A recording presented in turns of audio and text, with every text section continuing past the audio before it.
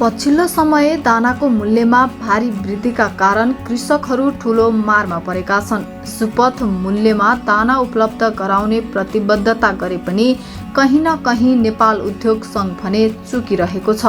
नेपाल दाना कुखुराको चल्ला, अन्डा र मासु उत्पादनमा आत्मनिर्भर भए पनि मुख्य कच्चा पदार्थ मकै तथा फटमासको पिना आयात गर्नुपर्ने बाध्यता रहेको र हाल उक्त कच्चा पदार्थको अन्तर्राष्ट्रिय बजार मूल्य आकाशीयसँगै भन्सार दरका कारण छनमारमा परेको हुनाले नेपाल मकै र फटमासको पिनामा आत्मनिर्भर नहुन्जेलसम्म भन्सार महसुल घटाई 1.6% कायम गर्ने, नेपालमै खेती प्रोत्साहन गर्ने कार्यक्रम ल्याउन नेपाल दाना उद्योग सङ्घका अध्यक्ष रबिन पुरीले सरकारी संयन्त्रको ध्यानाकर्षण गराउनु भएको छ।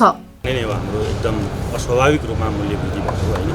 फटमासको पिना मकै हाम्रो मात्रै होइन, यो इन्टरनेसनली जुन चाहिँ युक्रेनको र रसियाको वार हो, कच्चा पदार्थहरू अस्वाभाविक रूपमा चाहिँ मूल्य वृद्धि भएको र यसमा पनि हाम्रो यो वारभन्दा पनि अगाडि हाम्रो चाहिँ मकै फटमासको पिना बढेको थियो, अहिले झन् बढ्यो। अब हाम्रो समस्या भनेको चाहिँ कच्चा पदार्थहरू कसरी चाहिँ अब नेपाल सरकारले चाहिँ यसमा एउटा कुरा के छ भने ट्याक्सको कुरा छ। नेपाल सरकारले नेपालमा उत्पादन हुनु पनि सक्दैन मकै र फटमासको पिना, हामी विदेशबाट आयात गर्नुपर्छ र विदेशबाट आयात गर्नेलाई हामीलाई पहिला जुन चाहिँ छुट 74-75 भन्दा अगाडि हामीलाई 1.6% चाहिँ कृषि सुधार शुल्क लागिरहेको थियो। हामीले नयाँ माग केही गरेको छैन। त्यो 1.6% मात्रै अहिले हाम्रो पहिलाको जुन दिएको थियो सहुलियत त्यो हाम्रो प्राप्त हुनु पर्यो भन्ने हाम्रो माग हो। त्यो भयो भने केही हदसम्म हामीले चाहिँ दानाको मूल्य अब मेजर त हाम्रो चाहिँ मकै र फटमासको पिना 100% बाहिरबाट आउँछ, मकै तपाईँको 70% बाहिरबाट आउँछ।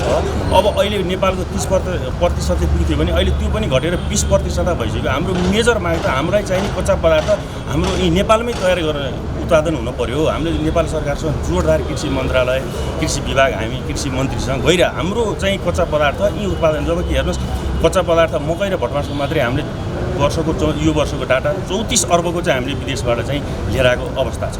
त्यो यहाँ उत्पादन हुनु हाम्रा कति बेरोजगारहरूले रोजगार पाउने, हाम्रो पैसा गएन। हामी मुख्य चाहिँ हाम्रो कच्चा पदार्थ हामीले यी नेपालमै उपलब्ध हुनु पर्यो, नेपालमै उद्घाटन हुनु पर्यो भन्ने हाम्रो चाहिँ यो एउटा चाहिँ मुख्य चाहिँ माग हो।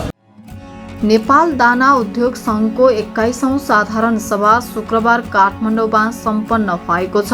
कृषि तथा पशुपन्छी विकास मन्त्री महेन्द्र राय यादवको प्रमुख आतिथ्यमा सम्पन्न उक्त समारोहको अध्यक्षता नेपाल दाना उद्योग सङ्घका अध्यक्ष रबिन पुरीले गर्नुभएको हो।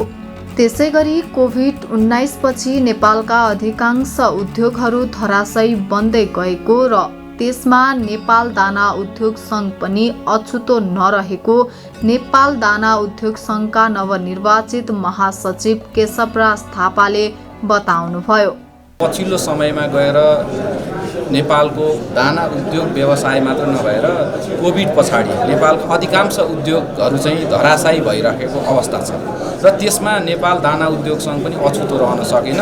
यसभित्र पनि धेरै किसिमका कठिनाई र चुनौतीहरू अहिले हामीले भोगिराख्नु परेको छ। आजको दिनमा सरसर्ती भन्दाखेरिमा मेजर समस्या भनेको चाहिँ कच्चा पदार्थ हो। हामी पोल्ट्रीमा आत्मनिर्भर त छौँ, तर के छ भन्दाखेरि अधिकांश र मटेरियल उद्योगलाई चाहिने कच्चा पदार्थहरू हामीले बाहिरबाट आयात गर्नुपर्ने र हामी चाहिँ परनिर्भर हुनुपर्ने अवस्था रहेको हुनाले यो उद्योगलाई हामीले सङ्गठनात्मक रूपबाट चाहिँ कसरी हुन्छ नेपाल सरकारलाई हार गुहार गरेर भए पनि राम्रोसँग सञ्चालन गराउनको लागि हाम्रो तर्फबाट सङ्घले एकदम हरदम प्रयास गरिराखेको छ। पोल्ट्री व्यवसाय आत्मनिर्भर भए तापनि उद्योगलाई चाहिने कच्चा पदार्थहरू बाहिरी देशबाट आयात गर्न बाध्य रहेको उहाँको भनाइ छ।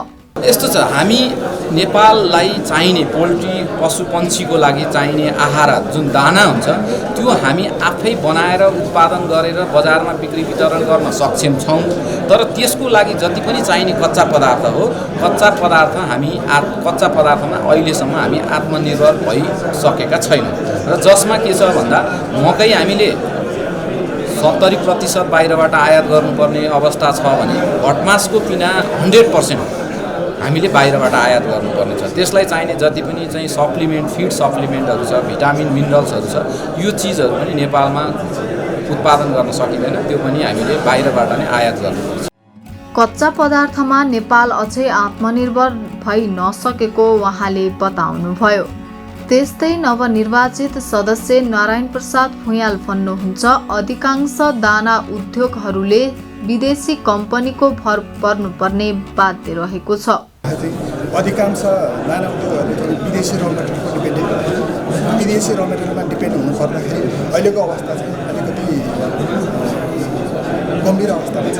जस्तै अब नेपालमा दानाको लागि चाहिँ प्रमुख कच्चा पदार्थ भनेको मकै, भटमासको पिना, त्यस पछाडि मिनरल्सहरू, एमिनो एसिडहरू सबै हामीले विदेशबाटै आयात गर्नुपर्छ। नेपालमा लगभग त्यस्तै नेपालको उत्पादनले 25 देखि 30% मात्रै नेपालमा उत्पादन भएको मकैले भ्याउँछ भने बाँकी भएको सबै हामीले विदेशी मुलुकबाट, भारतबाट, बङ्गलादेशबाट, अन्य मुलुकबाट खरिद गर्नुपर्ने हालको अवस्था छ।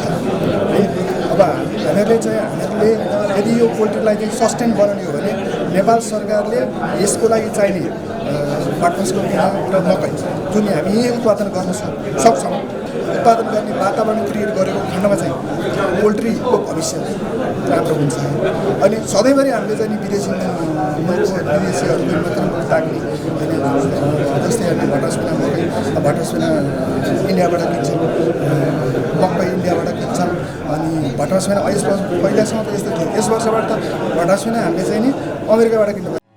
उक्त कार्यक्रममा कार्यपत्र प्रस्तुत गर्दै सङ्घका विशिष्ट सदस्य डाक्टर तिलचन्द्र भट्टराईले नेपालको कुखुरा पालन उद्योग अनेक आरोह अवरोह पार गर्दै यहाँसम्म आइपुगेको, उद्योगले नवीनतम प्रविधि अँगालिरहेको र प्रति व्यक्ति अन्डा उपलब्धता 72 तथा मासु 6.1 केजी रहेको जानकारी गराउनुभयो। कृषि तथा पशुपन्छी विकास मन्त्री महेन्द्र राय यादवले मकै तथा भटमासको खेतीमा मन्त्रालयले उचित पहल लिने आश्वासन व्यक्त गर्नुभयो। उहाँले समय सापेक्ष कृषि नीति बनाउन पहल गरिरहेको र नेपाल दाना उद्योग, कुखुरा उत्पादन र अन्डा उत्पादनमा आत्मनिर्भर भएकोमा गर्व व्यक्त गर्दै यस क्षेत्रको विकासका लागि उचित व्यवस्थापन गरिने बताउनुभयो। पोस्टर भण्डारको लागि सहजदारीमा तपाईहरुसँग नेपाल सरकार यो पोस्टर भण्डार बनाउनको लागि सहजदारीमा यसपालिको बजेटमा हामीले के व्यवस्था राखेका छौँ। त्यसपछि तपाईहरुलाई विश्वास दिलाउन चाहन्छु, पोस्टर भण्डारको लागि कहाँ कहाँ यसको आवश्यकता छ तपाईहरुले छनौट गरेर गर्नु भने सहजदारी अवस्थामा यसलाई गर्न सकिन्छ। पोस्टर भण्डार यसपालि नै सुरु गरिदिने यो आवश्यक छ किसानहरूको त्यसको लागि। हुन त भन्सारकै कुरा उठाउनु भएको छ। यहाँ अब ठुलो प्रोड्युस फर्ममा हेर्न क्षति भइरहेको छ। त्यसको लागि अब हुन त कानुन त अहिले पनि छ त्यो राहतको लागि, र त्यो राहतबाट अब त्यसलाई त सरकारले राहत दिइरहेको छ, दिन्छ पनि। र अहिले पनि धेरै करिब 2 लाख मोटामोटी अहिले कुरा नोक्सान भएको छ, राहत पाएको छ, राहत हुन्छ। त्यसको अब इन्जेक्सनको कुरा गर्नुभएको छ। त्यो स्वाभाविक रूपमा त्यो कुखुरालाई इन्जेक्सनको लागि मलाई चाहिँ अब नेपाल सरकारकै तर्फबाट यो समस्या अहिले उठाउनुभयो। हामीले अब अर्कै बाटोमा ल्याउँछौँ। नेपाल सरकारकै तर्फबाट इन्जेक्सन चाहिँ उपलब्ध गराउनुपर्दछ, किनकि जनताको जीवनसँग जोडिएको हो। त्यो कुखुरालाई नेपाल सरकारले नै यसको जिम्मेवारी लिनुपर्दछ। त्यो इन्जेक्सन दिलाउनुको लागि के छ तपाईँहरूसँग छलफल गरेर, विभागसँग छलफल गरेर यसलाई अगाडि नै बढाउने हो। यो इन्जेक्सन उपलब्ध गराउने हामी व्यवस्था गर्छौँ। दोस्रो अब बर्ड फ्लू नलागोस् भनेर जुन प्रकारको सचेतता तपाईँहरूले गर्नुभएको छ त्यसलाई हामी गम्भीर रूपमा अगाडि छलफल गरेर अगाडि बढाउने छ। दोस्रो अब कुरा उठाउनु भएको छ, ऐनको कुरा उठाउनु भएको छ। त्यसमा तपाईँहरूसँग छलफल भएर धेरै लामो समयसम्म रोकिएको छ। अहिले अब संसद सुचारू रूपमा हामी चल्ने अवस्था छ, थोरै समय छ। अस्ति भर्खरै हाम्रो छलफल भयो के ऐनहरू जुन छन् अहिले निजामती ऐन आएको छैन, सङ्घ आइसकेपछि सङ्घको प्रदेशको स्थानीय तहको ऐनहरू बनेको छैन, त्यस कारणले पनि जटिलता भइरहेको छ। अब बन्ने ऐनहरूमा तपाईँहरूसँग पनि विशेष आग्रह के हो भने तपाईँहरूको आफ्नो हितको लागि एउटा पक्ष हो, तर अब बन्दाखेरि अब प्रदेशको ऐन हुन्छ र केही चिज हामीले चाहिँ प्रदेशकै अन्तर्गत रहोस्, केही स्थानीय स्तरमा नै जाने हो, किनकि त्यहाँ सेवाग्राहीहरूलाई सजिलो ढङ्गले सेवा दिन सकिन्छ। त्यस कारण ऐनको भावना यो संहिताको हिसाबले जानुपर्ने हुन्छ। तपाईँहरूले सबै मैले नोट गरेको छु। नेपालको अर्थतन्त्रमा तपाईँ व्यवसायहरूले यो दुईटी क्षेत्रले कुखुरा पालकले पनि र दाना फ्याक्ट्रीले जसरी संयुक्त रूपमा तपाईँहरू बस्नुभएको छ, यसले एउटा राम्रो सन्देश गएको छ। तपाईँहरू जसरी मिलेर दुईटी क्षेत्र सबै क्षेत्रमा तपाईँहरूको दाना जान्छ, कुखुरा पनि जान्छ, माछा पनि जान्छ, आदि इत्यादिमा जान्छ।